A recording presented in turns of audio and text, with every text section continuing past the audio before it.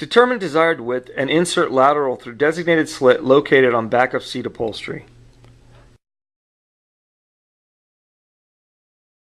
Align bracket to black bar.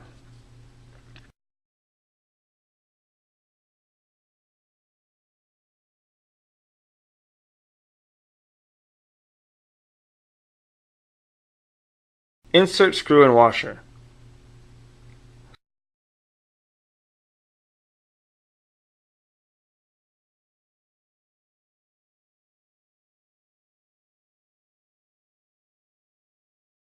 Seal and tighten with black knob at desired height.